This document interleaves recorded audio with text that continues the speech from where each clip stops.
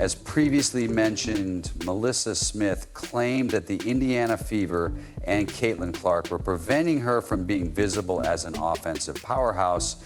As suspected, Enrique remains the team's star, regardless of Paige Bueckers, Jane Carrington, Melissa Smith, or anyone else. It's still Enrique's show, plain and simple. However, I believe the most admirable thing about her is that she competes and is a winner who wants to win at all costs. I know that matchup will be fantastic, but I'm excited because it's great for the game. And to be at this stage with the stakes so high, to see where we were in AU competing against each other, well, it's just really cool to see that girl only has good things to say about her teammates. Let's move on to the box score before discussing attendance. By the way, last night, the broadcasters claimed at least twice that the game was sold out, which was completely untrue. The game was about 800 tickets away from being sold out for Paige Bueckers' debut at the College Park Center. I've known her since middle school, and she's always worked hard and has always had that fire. She's also been a great leader, and I couldn't be happier for her in this year.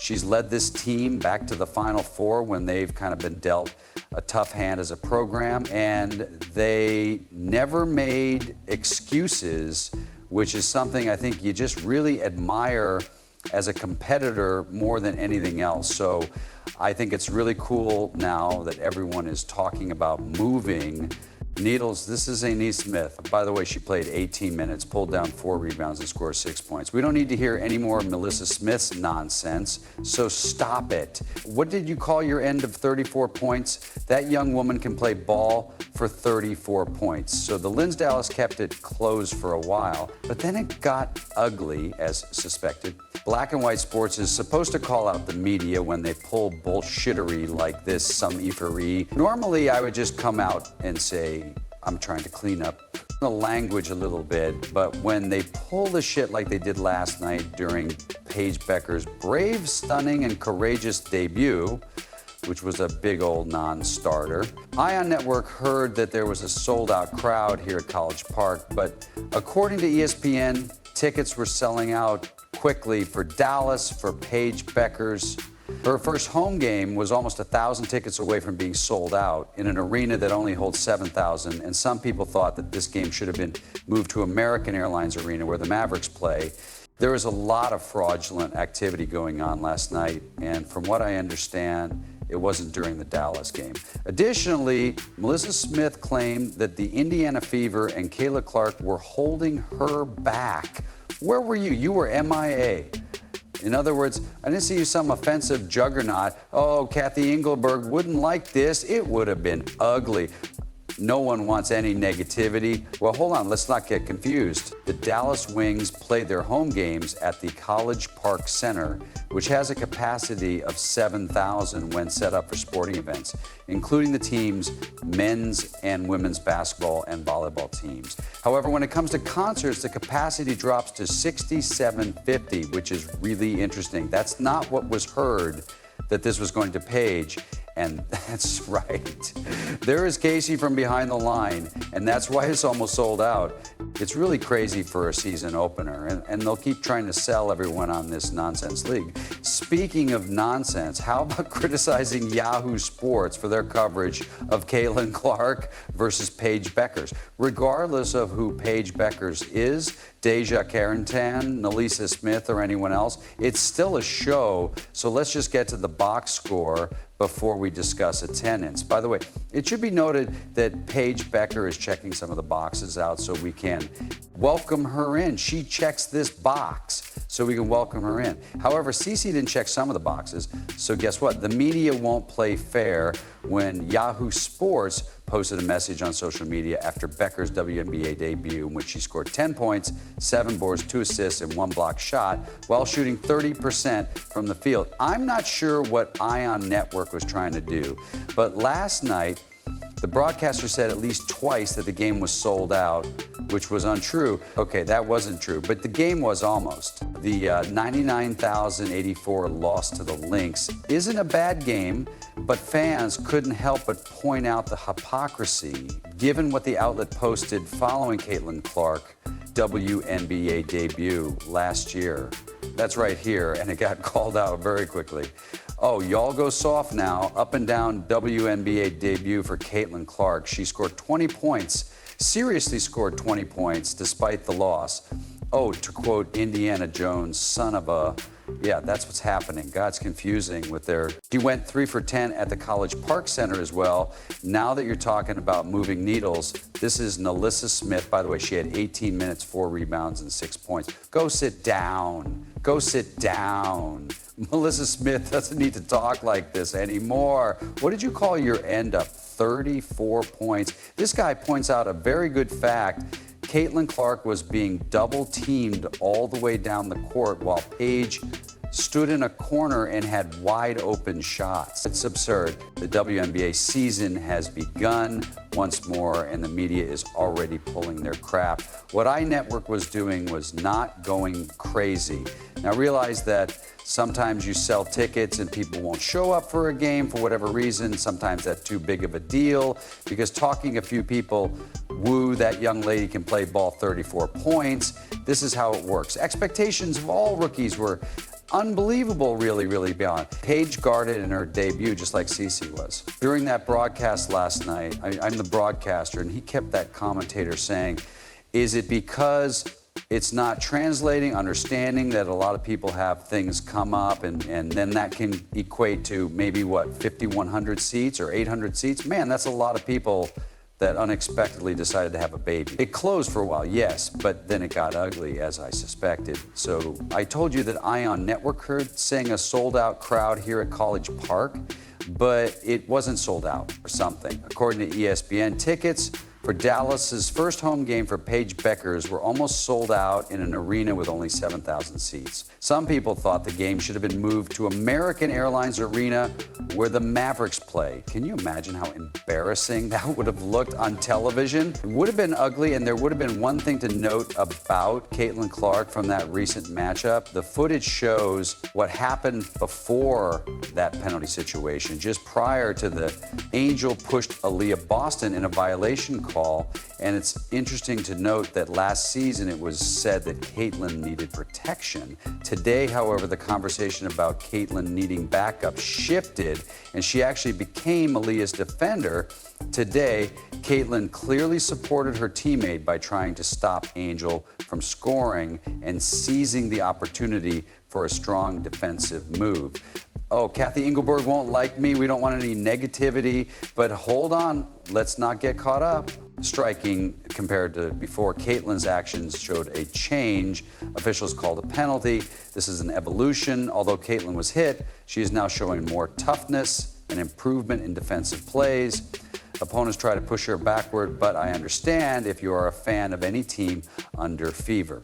If you are new to the channel, please subscribe. We are trying to reach 46,000 subscribers as soon as possible. If you are currently watching the stream and would like to stay on, please do so. I agree that some observations indicate that Sophie Cunningham pushed with her left hand from behind when she was tackled by a Caker fan while the team was behind by 18 points. The team then recovered and won the game on the court. And she's likely going to be better than Taurasi. For these game breakdowns and gameplay-like watch-alongs, however, Sophie Cunningham is hated, and she's hated for good reason. Say what you want. Now that you have a team, nobody is teasing Natasha Hard, nobody is teasing Dana Bonner, nobody is teasing Sophie, or people are probably teasing Sophie Cunningham, but she starts it. And now, if Caitlin Clark has made her a target, which I hope she has, I hope the Chicago Sky are as physical with her as she was to them. I mean, when I say that today's game showed a 10-point difference after that incident, the officials carried out their duties appropriately with the right, despite being compared to a miniature Taurasi. The situation ended with Indiana seemingly influencing Chicago's mindset. It's important to note Diana Taurasi's influence on competitive mentality because Sophie Cunningham create situations that elicit reactions from every WNBA team. From their point of view, any hits to the head or shoves from behind are not acceptable, but if someone wants to hurt Caitlin Clark from the sky, You know what it is. It is what it is. You're never going to hurt somebody, obviously, but Caitlin seems to be. The team dynamic now includes respected players like Natasha Harreld and Dana Bonner, who opponents rarely challenge, and Sophie frequently finds herself in confrontational situations that she initiates. If Caitlin has drawn attention from Chicago, that dynamic may continue, as Chicago may approach physicality with her similarly to her approach, making head contact or pushing from behind crosses lines, but stopping fouls are acceptable basketball tactics without intent to do harm. Sophie is developing traits similar to Diana Taurasi's playing style. This player, incidentally, was flagrantly fouled 4 times by the Chicago Sky. You know what, though? Last season, the Chicago Sky had Mabberry, Kennedy Carter, and Angel. They tried to punk Caitlin Clark, but Kennedy Carter went too far again. They tried to physically roughen her up, and I don't mean that in a basketball way. Anyone who believes that anything other than the Kennedy Carter shot wasn't basketball is mistaken, included maybe Kennedy Carter and Angel. They then used physical play against Caitlin Kennedy, which went beyond what was considered appropriate, but their strategy focused on physicality within basketball norms. Diamond's goal was not to injure players, but rather to establish physical dominance, a difference that experienced players recognize today. In the previous season, Chicago showed different traits, and Teresa Weatherspoon showed toughness. Although this roster displays improved skills and talent on paper, the toughness factor seems diminished if, when playing Indiana's unique style, words will sound like, well, you weren't Diamond if Shields wasn't trying to hurt Caitlin. She was just trying to knock her on her ass. If you've played ball, you'll understand the difference between the two, and then you'll want to know what happened today. Indiana becomes a modified version of Mercury because it thrives on players who disrupt opponents' rhythm and provide protective presence, creating controlled disorder that translates to winning patterns. It all started with a single eye-catching picture of Caitlin Clark cheering from the sidelines with well-defined arms at the Big Ten women's basketball final in Indianapolis last March. The picture went viral online, creating a lot of buzz about her muscles. Amber Cox, who oversees operations for the Fever, wrote, "Team staff also noticed the attention. She was definitely pleased about it," said Sarah Kessler, Indiana's head fitness coach. "We laughed because it got more attention. Compared to what we expected, that viral photo wasn't merely for show. It demonstrated Clark's commitment during the break. For the first time since mid-2023, she had enough time to prepare her body for WNBA demands. I can't recall a time when I worked with any player in women's basketball or even men's leagues where we had a regular 4 to 5 month period to work together." Kessler stated that the main goal was to increase power. Clark met this challenge with her typical focus. Some athletes talk about their goals, but when it comes to the actual effort required, that's where you might notice hesitation, Kessler said. As soon as Caitlin set those goals, I saw her working out 4 to 5 days a week. With Clark leading the Indiana Fever, they are evolving into something much more formidable as her second season gets underway. This progress is based on the physical development she made during the offseason, and it will face its first significant obstacle on Saturday when the team opened at home against the Chicago Sky and Angel Reed. This is the first of 5 meetings between these teams this season, and Reed, like Clark, follows an incredible rookie season that helped drive. Clark said, "Certain teams make those games count more. We handle every match similarly, but rivalries keep fans interested, and they truly enjoy that. The WNBA's unprecedented viewership and attendance make their direct matchup one of the premier fixtures of opening weekend, offering glimpses into the league's bright future rivalry. This is what makes sports exciting." Clark's quick improvement has astounded head coach Stephanie White, who returned to Indiana this offseason after productive years with Connecticut. "I am familiar with this league, so I know what to expect, and I understand." From day one, White said, "New league, new teammates, everyone's bigger, quicker, stronger, but she's incredibly diligent with excellent game awareness. She wants to get better." Experts in gambling seem to agree, and Clark is now ranked as the top contender for most valuable player this season, highlighting how important her off-season work is expected to be. Clark herself acknowledged that the biggest obstacle she faced in her rookie year was adjusting to WNBA physicality, which opponents took advantage of this season. She is determined to change that narrative going into year 2. Knowing how training camp works has given me a lot of confidence, she explained.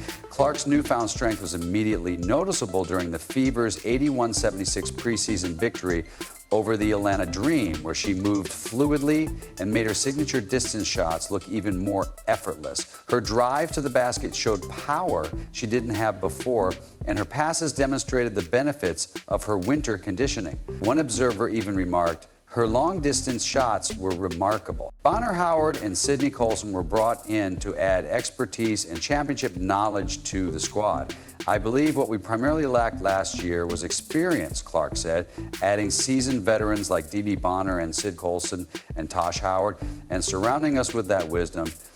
That's what will truly help us. And the ease with which she took them was impressive. The Fever made significant roster changes during the break, with general manager Kelly Kroskoff and head coach Amber Stocks focusing on veteran guidance. Successful time with Connecticut praised Clark's leadership and playmaking skills. She's a dynamic player who simply makes everyone around her feel better. Her addition to Howard adds a sense of urgency and insight that the Fever greatly needed. And White's return to the Fever after leading Indiana to the WNBA Finals in 2015 marks a significant change in the team's environment and goals. Her approach is centered on clarity and straightforward communication, a strategy that has already struck a chord with her player. It's still evolving. White stated that the most important thing for me and the team is communication. We all have the same goals here, which is to position ourselves to compete for a championship. Clark echoed that statement, characterizing the team environment as focused and giving everyone is happy to be here, and we all have the same goal. She added that it's crucial to be intentional about it and to build those relationships with teammates. With Clark's growing leadership, Bonner and Howard's championship mindset, and White's, Clark stressed that for an organization looking for stability and success, perspective may be exactly what turns potential into outcome. With Clark's physical development, the Fever's offseason rebuild, and veteran additions strengthening their lineup, Indiana's team is on the verge of becoming the WNBA's top team. We're establishing our character, and the common element in our team is that everyone is unselfish. Everyone wants to succeed, Clark said. The route to no longer be considered as a contender looks far away, but it seems inevitable.